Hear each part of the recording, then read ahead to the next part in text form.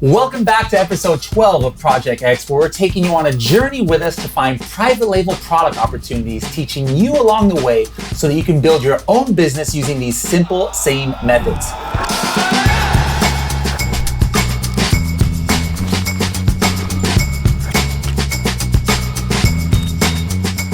Now, in the last episode, we walked through how to put together the images in your listing. So if you haven't seen that, I recommend watching that first. Now, in this episode, we're going to walk you through the thought process on something that's one of the most widely debated things in the Amazon process, right, Tim?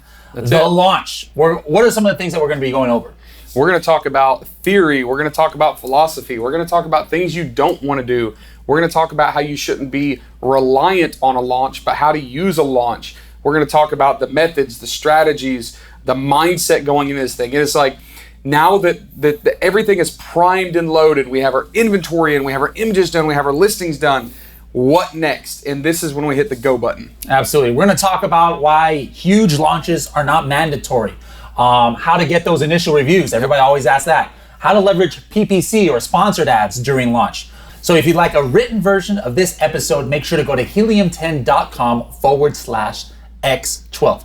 My name is Bradley Sutton from Helium 10, and this is Tim Jordan from the Private Label Legion. Welcome to another episode of Project X. All right, we usually start these off with a question of the day. Now, we want you guys, whether you're viewing this the same day that we uploaded it or you're viewing this weeks later, put your answer in the comments. What's the question of the day? I think the question that I'd like to know is what methods you may have used for launch 2 or 3 years ago if you're an established seller that don't work anymore. What are the absolutely dead launch methods that just need to be taken out back and shot and buried? All right, so guys, put your comments below. We'll discuss some of your answers this week on Friday on our Ask Me Anything Live that we are going to be doing. So now let's get into the nitty gritty. First of all, we're using the L word, launch. But what does launch mean? We have a lot of new people out there. What does a launch mean? Well, the term launch is really too big. People use it for a lot of things.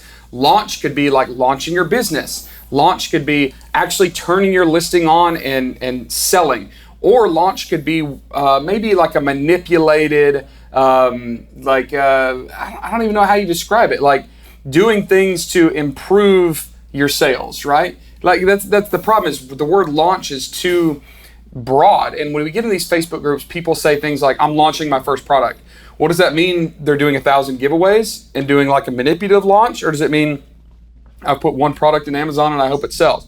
So we're going to define different levels, different layers of launch, which I've never seen done really in a public forum. And we're going to get into these new methods and kind of philosophies that we use. So to answer your question, launch can mean a lot of things. And hopefully after this episode, you'll understand a little bit better the different definitions. All right, so when we're talking about launching on Amazon, there's a lot of popular methods. There are some that were like maybe very popular a couple years ago that aren't anymore, but they're still mainstream. So what are some of those mainstream big launches that we understand like in this Amazon culture? Yeah, one of the first things that come to mind is what's been called giveaways or discount promotions. And basically what that consists of is you have a product, right? You have it up on Amazon and you do what's called a giveaway with like a heavy discount, like 60, 70, 80% discount.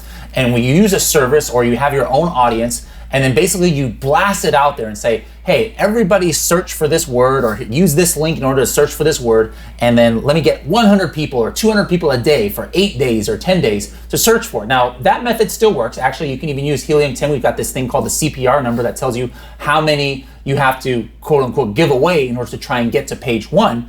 But that's a very expensive way of doing things. And it's not as widely used, I would say. Like I would say 1/5, if not 1/10 of the people who are using it maybe 2 years ago are using it now. What are your thoughts on that? Yeah, and a lot of these things used to work, these big giveaways, because Amazon's algorithm, which would basically determine this is the best product under this search term, so we'll put it up on page 1, position 1 of a search term, right?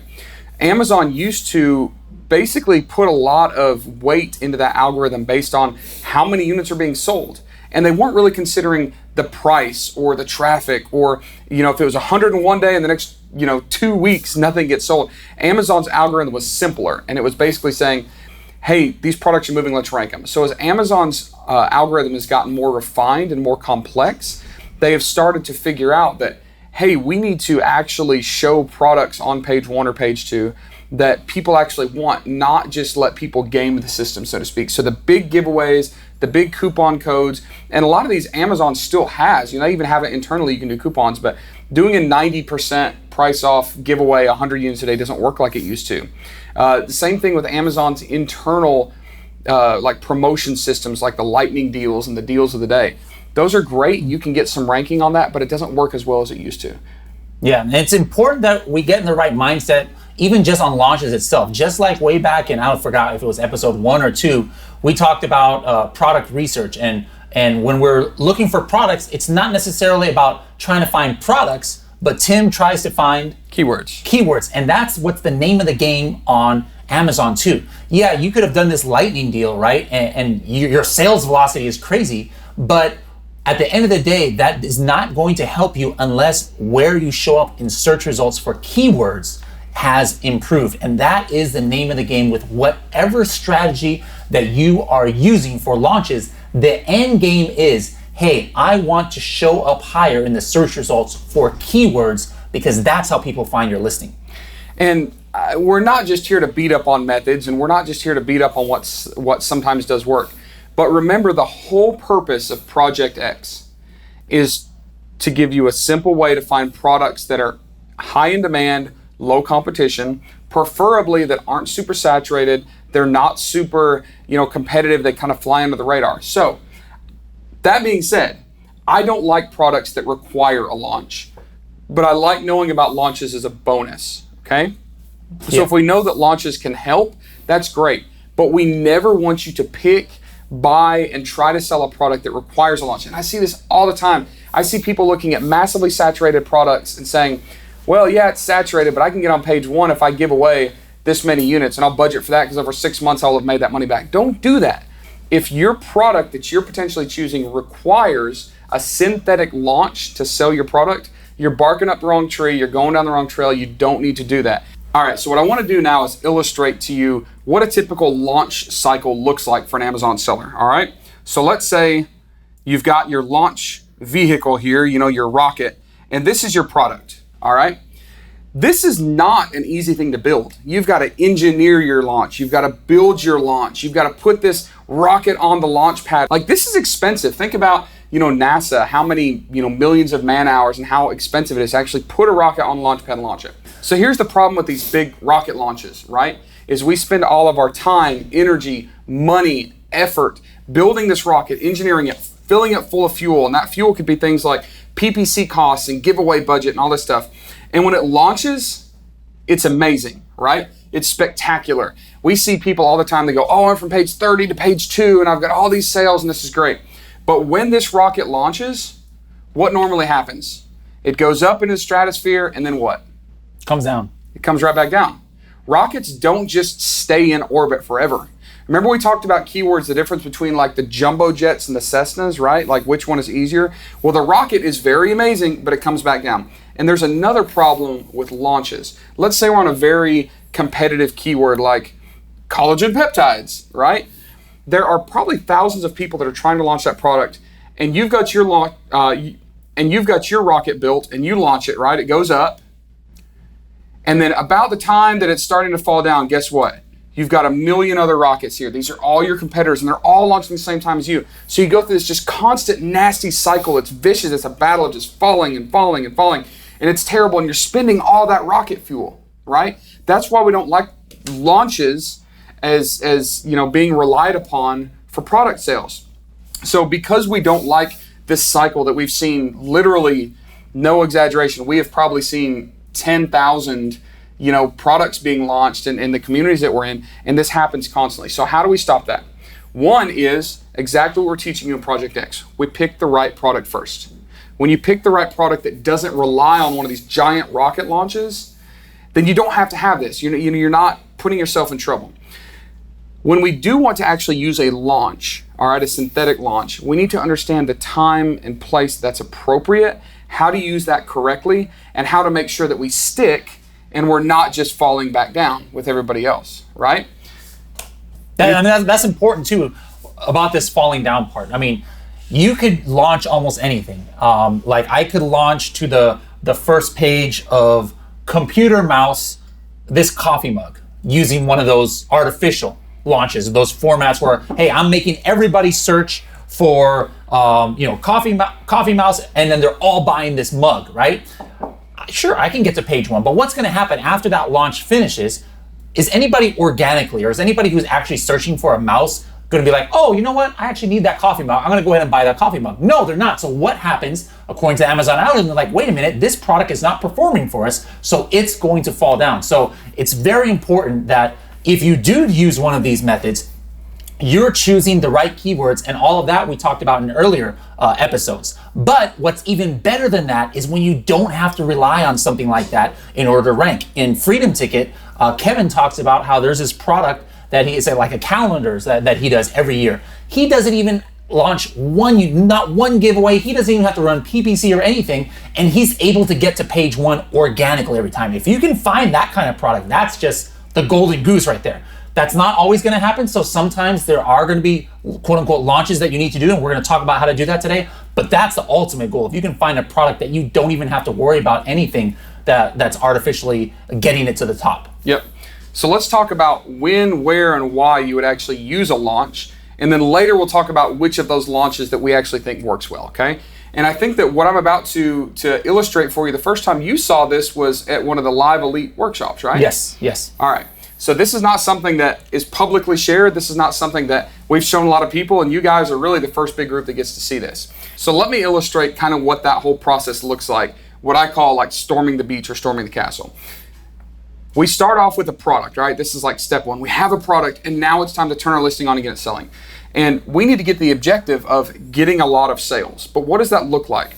Well, let's imagine that getting a lot of sales, all right, this point here is a castle, all right? And we want to storm this castle, okay? This is where we start off as Amazon sellers, and we're attacking those very short tail keywords, those very competitive keywords. Like this is the holy grail here. Like this is like we're getting a lot of sales per day, but we can't start from our little landing craft, right? So here's my little boat. Let's imagine this is our product in a boat, and we're coming on shore, all right? So we've got the waves, we've got the shore, that's the beach, and then we've got actual land and the castle, okay? So this is the beach. So if we were storming this beach to try to take the castle, we wouldn't just run the boat onto the sand and go running, and just run straight into the castle, right? It doesn't work that way. But that's what we see people doing all the time. We see people trying to take their little product that's like headed towards land, and they try to like attack their biggest competitors and try to take on the world. It doesn't really work. So in an actual like battle scenario, which honestly, sometimes we're doing battle, in business, selling on Amazon, what we're going to do is we're going to land on the beach, and then we're going to stop. And once we've set up, like a position where we can rest and we can gain, like some strength, and we can kind of dig in a little bit and set ourselves up a little base of operation, then we can progress further towards this main objective, which is the castle, okay? So when we've talked about launching products that don't need a big launch, a big synthetic launch, this is what we're talking about. We should only be finding products that we can land on the beach and we can sit there and we can make sales. And the only thing that takes is good optimization and maybe a little PPC, right? So there's products that we've launched consistently that we don't have to have these big giant launches, we just sell. Now, does that mean that we're happy and that we don't want to continue going for the castle eventually? No, but we need to slow down, we need to do this in steps. So if we land on the beach with our product, the KPIs, the objectives there would be things like getting a few reviews, okay? So we're on the beach, we want to get a few reviews. There are things like page 1 for Longtail Keywords, okay? So this is what that would look like, our coffin shelf. We know eventually we want to rank on page 1 for Gothic decor. Remember, that was a very large volume keyword. But we right now just need to rank for coffin shelves and coffin shelves and whatever all those other keywords that we decided we were going to rank on, right? So once we've ranked for, those pages on those long tail keywords, those things we're looking at the beach. We want to refine our PPC, okay? Now, we've talked about PPC with the testing and the optimization already. And we know that it takes a little while to get that dialed in. Like if we don't have that really dialed in and just narrowed in and just perfectly, screwed down tight, it's going to be hard to like tackle this giant, fortified castle, which is our competitors, if we're not already refined and ready to go. The other thing is we've got to have some sales volume, right? Because Amazon loves sales volume. They love to sell products, but they love to see that people are consistently buying stuff, right? So that sales volume may start out slow when you land on the beach. It may be 2 products a day, 3 products a day, 4 or 5 products a day. That's all right. Don't get frustrated because you haven't attacked the castle yet, which is where the big sales come in. But if you had to just sit there and sell, that's fine. I know a lot of people that sell products and only sell 5 or 6 units a day across 10 SKUs, and now they're selling 50 or 60 products a day at high profit. They're flying under the radar, just like we've talked about a lot in this project, and they're happy there. Another thing that we might look at as being, like on the beach would be more inventory, okay? Now, remember, we like this low risk, high reward business model. We don't like to launch products where we're gonna buy 10,000 units initially. Like we wanna make sure it works. We don't wanna spend a ton of money. And we've also designed this process where you don't have to have a ton of money to get started, right? This is like the easiest way to get started in private label. Well, the problem is if you only have 500 units and you start selling and you're selling 10 units a day, you're gonna run out pretty soon. And especially if you're going to try to do some of these big artificial launches and storm the castle, you're going to really have a bad day when you're going through that process and you run inventory, right? So on the beach, you might have, focused on getting more inventory, getting ready for that next push, right? Yeah. So guys, it's so important that once you land on the beach, once you get there, you're not going to get to the castle if you're pushed out to sea right away, right? If you don't have solid footing. I'm just making this stuff as like solid footing. Amazing. I'm trying to use your like illustration analogy here. If you sink in the sand, all right, you're stuck. You're not going to be able to get to the castle either. But here's why the previous episodes that we just did are so important.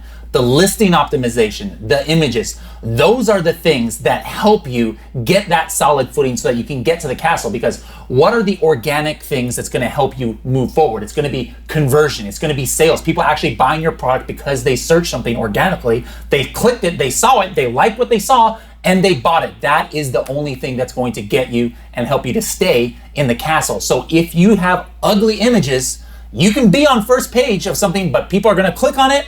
They're probably not going to buy. If you've got a keyword stuff title or using wrong grammar like I use all the time, right? You're not going to get anywhere because that's not going to convert well. So guys, if you have not watched those episodes, make sure to go back and watch. I think it was like 10 and 11 because those are so important. That's why we have this all in kind of a sequential order, because if you don't have your listing on lock, if you don't have your images on lock, this whole episode about launches is going to be useless to you because, yeah, maybe you'll get to page 1 somehow, but I guarantee you're not going to stay there because your conversions are not going to be there. Yeah, everything that we've built to this point is your armor, it's your weapons, it's your army, right? And if you don't have all those nuts and bolts screwed down, you don't have everything lined up and ready to go, like Bradley said in his amazing analogy he literally came up with on the spot, you're just going to get washed back out to sea, and you don't want that, okay? So let's refresh a little bit what the beach is. We're talking about long-tail keywords. So just back to the coffin box. Those long-tail keywords are going to be things like coffin shelf, coffin shelves. I don't remember what they were now, but black coffin shelf. Yeah, black coffin shelves, all that stuff. So those are the ones that are going to be easy. Those are the ones that, with just some PPC and with some really good optimization, we should be able to start ranking on immediately on page 1. And why is that? Because we found a product that has demand with very low competition. Okay, it's as simple as that. This is why I get frustrated when people talk about, hey, you have to do tons and tons of giveaways and all these like crazy expensive promotions. You don't, because as we're going to show you, and I think it's going to work out exactly the way we're describing this, once we launch that coffin shelf, I think we're going to land on the beach, page 1 for these long tail keywords. It's going to be great. Now, when we're on the beach, right, long tail keywords, we're sitting there. Is that necessarily a bad thing? No, there's a lot of people that would kill to have 10 sales a day on a product that's very high profit margins with very low competition. But we're entrepreneurs, we like to go bigger, right? So if these are long tail keywords, the castle is going to be things like Gothic decor, right? Because we know that Gothic decor had like thousands and thousands and thousands of searches, right? And if you wanted to go even further to another castle, we could go crazy and like try to rank for home decor, right? Mm-hmm. I think it's a little too nichey and a little bit too abstract, but there's a lot of products where you can actually make this process several times. Boom, boom, boom.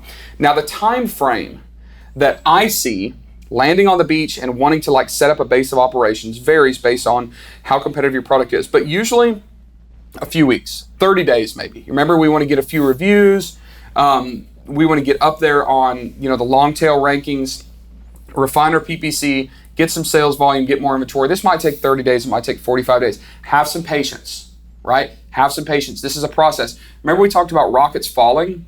When things happen too fast, Amazon thinks they're not organic, and you're going to lose whatever traction you've gained anyways, right? So when you start slow and do this by the book and correctly, your position, your sales rank, all that stuff is more likely to maintain. And long term, that's what we need in our business. So we talked about getting to the beach, getting to the castle. Let's talk about how do we first get to the beach with something small, like how do we land that craft first on the beach, and then what's the second step? So the first step, in my opinion, Tim, you let me know if I'm on the same page as you, is the way I can get to that beach from the ocean, other than jumping out and swimming there, is maybe like some PPC campaigns that I can do, where I'm targeting some keywords, where it's not, I'm not having to invest hundreds or thousands of dollars, but it's at least getting me on the roadmap for some of these keywords to give me a fighting chance to get to that beach. Yeah, we remember Amazon loves when we run PPC. They obviously make money on it, but it's also very good because PPC communicates with indexing, which we've talked about a lot, and it relates these keywords to the searches and all that stuff. So we can run some PPC for these long tail keywords and generally start ranking pretty quickly. And generally, if we found the right product, get on to page 1 very easily. PPC by far is the most tried and true, perfectly within terms of service compliant, like absolute rock solid method to getting here, right? So absolutely that. The other thing that I would say is really good optimization. We've already talked about that, but if you don't have that good optimization, that good armor, those good weapons already built around your listing, you're gonna have a hard time even getting PPC to stick. So then what you need to do, so that you're just not blindly jumping into PPC, we did it all already in our previous episodes, so hopefully you guys follow those methods as well.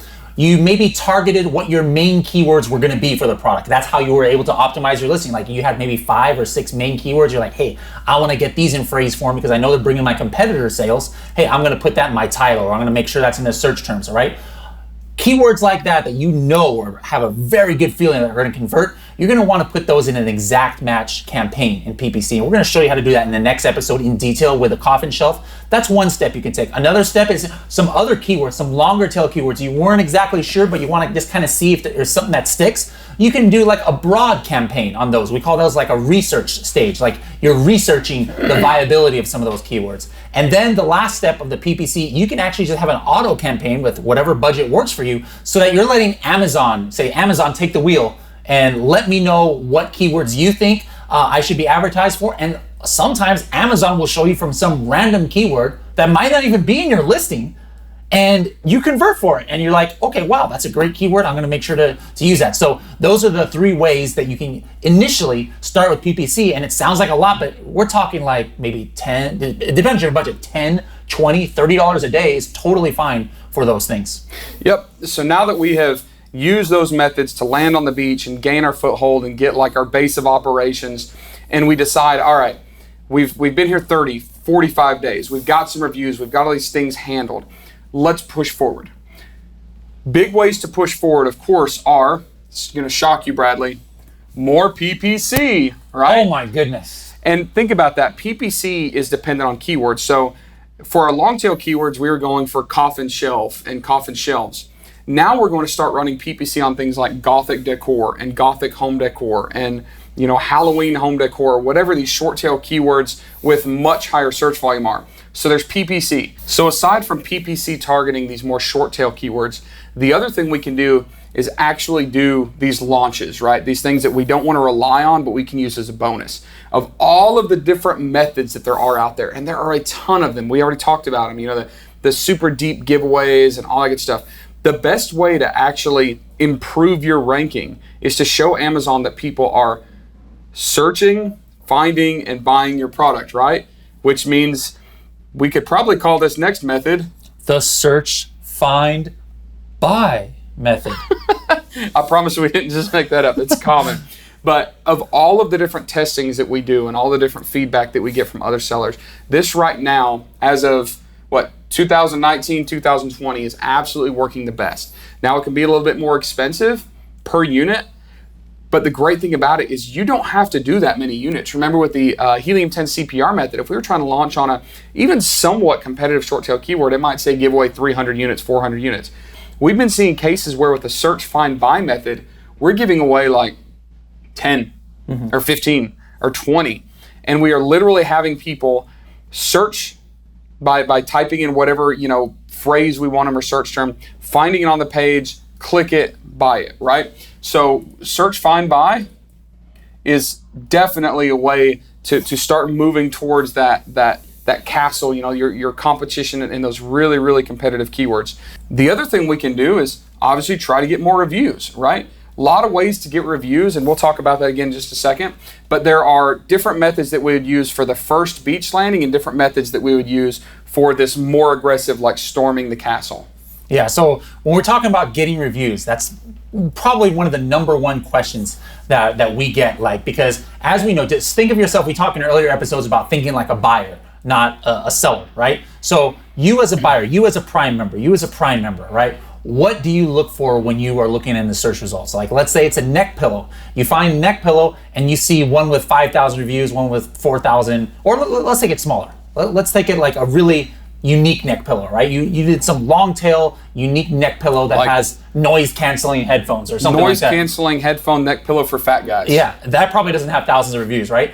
One might have 50, one might have 60, one might have 70. Now, if one has 0 or 1 right there, which one are you probably going to click on last? The one with 0 or 1. Because subconsciously or psychologically, if we see something that has a lot of reviews, it's like, oh, okay, this is like, I can trust it more, right? So reviews are so important at storming the castle. So number one way that we suggest of getting reviews is something that Amazon actually provides us that a lot of people don't know about. What's that called? The Early Reviewer Program. And this is built into Amazon. And let me tell you how this came about happening, right?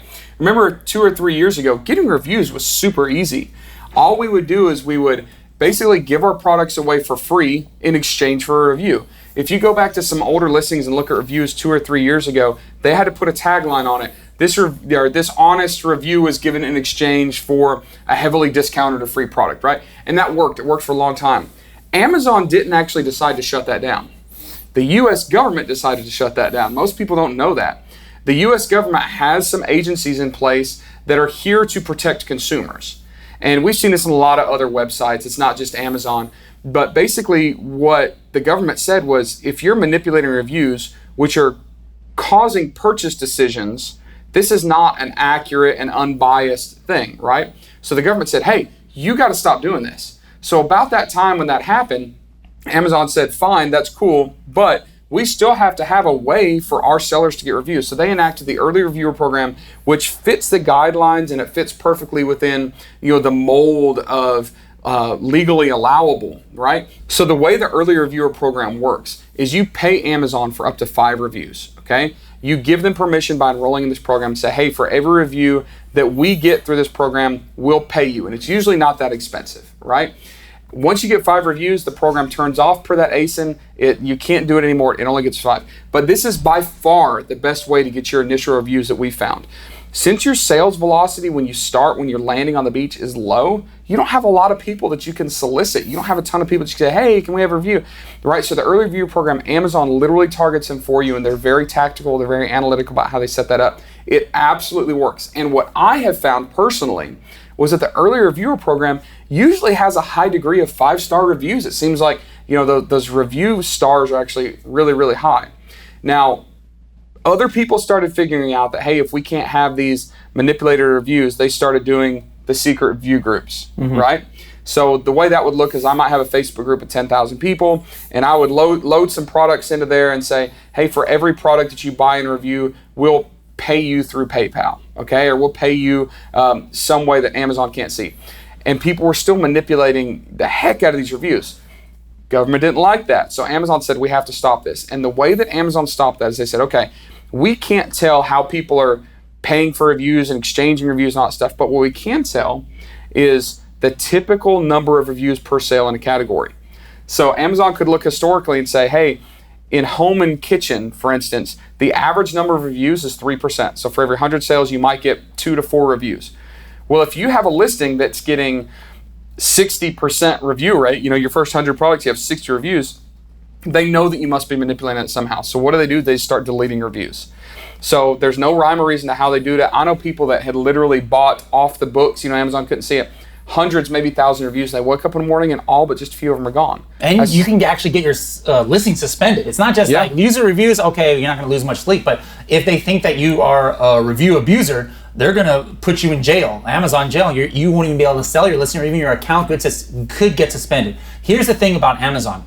If Amazon gets bad press about something, they are very quick to act on that. They got really bad press a couple years ago, some like expose report saying that, I forgot what it was, and like 80% of reviews are not even real, and they proved it. Well, then that's all of a sudden when Amazon like made it against the rules to incentivize reviews and things. So just keep that in mind here going forward. Maybe there's something that a big news report comes out against something that's happening on Amazon in a couple months. Well, you can pretty much be guaranteed that Amazon is going to take some actions with the rules about that. So going back to reviews, how else can you get reviews? Like some people say, oh, the early reviewer program, I only got like 1 review, in 2 months. And sometimes that happens, all right? There's other ways that you could do reviews, not with a black hat, but with a white hat, all right? So one way is just by following up with your customers. Now, this is something that's, hold on. Follow up.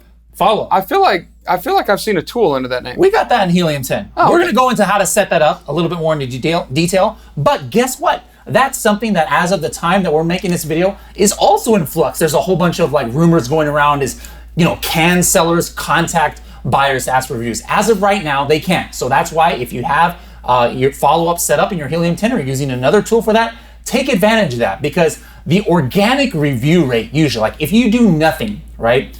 I've heard, you tell me, Tim, about your experience, but I've heard it's like for every 100 to 200 orders, maybe you'll get 1 review. Does that sound about right? Yep, about 1%. So that might not work for some of you. So if you do follow-up, it's not like, oh my God, we're gonna have like 10 reviews per every 100 orders, but it could easily, I've seen double or even triple the number of reviews. So 1 out of 100, 3 out of 100, that's actually a big difference. So that's something that you can do. Another thing that Amazon is actually talking about implementing is like having a button on orders where that you have to click on it to ask for a review. If that's the case, by the time you're watching this video, do that method.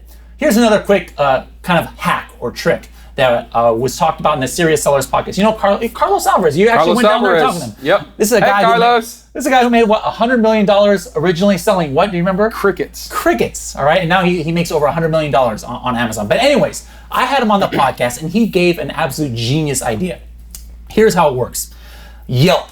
Okay. Let's say that you are selling like a coffee product. What's a coffee product? Like a French press. Like a French press. I don't even know what that is, but I'm assuming that's a coffee product, all right? You've got a French press, all right? So maybe like, you'd probably have to be really kind of interested in coffee to buy a French press, right? I'm not interested in coffee, so I would never. Yeah, moderately. Like you're probably passionate about it. Yeah. Okay, so what you do, this is what he said he does. He'll go to Yelp and go to any city, right? And just type in coffee shops. And then all of a sudden now, actually, let's go ahead and do that on the screen right now. And we're in Irvine, California. Let's look up coffee and tea. Okay, so what he does, he goes and finds popular coffee shops in his area or in any area that has a lot of reviews, especially the kind that really has those kind of like, I don't want to say like hipster kind of people, but obviously it's one of those people that people are really dedicated to going. So let's look at this Omomo tea shop. It has 1,000 reviews, all right? I'm gonna scroll down here to the reviews, and I'm gonna just take a look at some of these reviewers. And now if it's just here, I'm from Irvine and I love this place. I'm a huge Boba fan. That's not the kind of customer I'm looking for, all right? I'm looking for somebody who's obviously really passionate about tea or coffee or something and really wrote a detailed review, maybe put some pictures in there.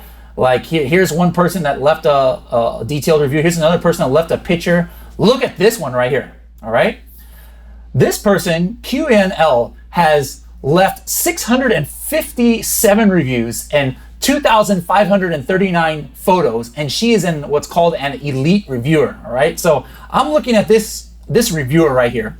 So now I'm like, maybe she wrote something about this, coffee shop that's really in-depth, and like, that's the kind of person I'm looking for. So I'm gonna click on her name, and then it brings up like her reviewer profile. I can see all of the reviews that she has left, all right? And you can see that she has left hundreds and hundreds of reviews. So If she's the type of person who's obviously passionate about coffee, all I have to do, I'm gonna like slide into her Yelp DMs, which you can do right here on this page, send message, and I'm gonna say something like, hey, Qian, I love your review from this coffee shop. It seems that you're very passionate about coffee, all right?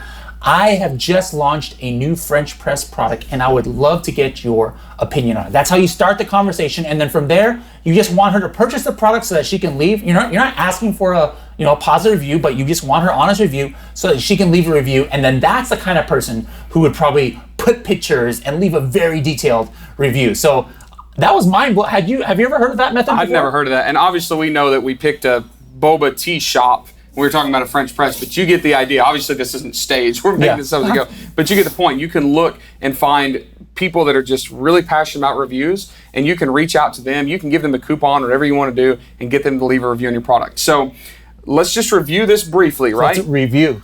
Review. First step is we're not going all the way to the main objective. And honestly, we may never.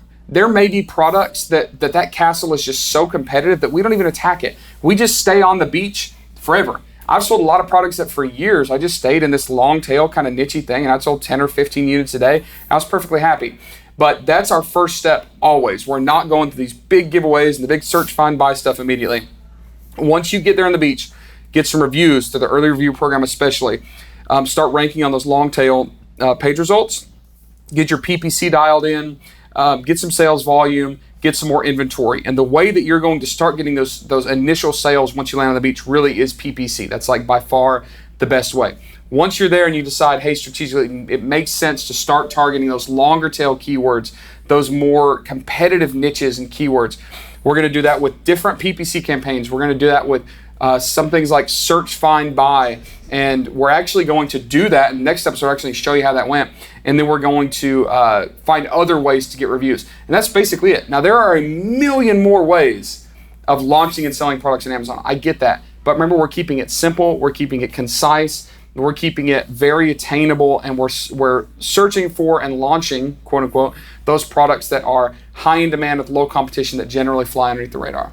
So now that you guys know the process, on the next episode, we're actually going to start walking you through that process. You're going to actually see us go through this process, and then we're going to take you on a journey from the moment that we launch to 30, 45 days maybe, and kind of see what happened. We're going to carry you along for that journey. Sounds good. So guys, I hope you enjoyed this episode and that you understand the importance of launch. If you guys want to go back and review the episode, you can just refresh this page and do that. Or remember, for a written version, you can go to helium10.com/X12. Don't forget to bring your questions this Friday. If you're watching this the week we launched it, this Friday we're going to do a live Ask Me Anything that will be broadcast here on YouTube so that you can ask us live your questions about this episode. Now, as always, we like to leave you with another question. So my question for you is, not as a seller, but as an Amazon buyer that I'm sure like 90% of you guys are, when do you leave reviews? Like you, Tim, as a buyer, like, do you leave reviews? And if so, like what makes you say, oh, I'm gonna go ahead and leave a review for this product? I'm actually bad about leaving reviews. I'll forget about it for months, but then I'll go to leave one and I'll have all my queued up orders and I'll do like 20 reviews in 5 minutes. So I'm not your typical good reviewer. Okay, so guys, if you're watching this later, make sure to check the comments to see what people are responding about, what motivates them to give reviews. And guess what? Those are some hints that you guys can maybe use for when you're making your listing, your launches, so you can try and get those reviews. So once again, my name is Bradley from Helium 10, and this is Tim Jordan with Private Label Legion. This has been Project X.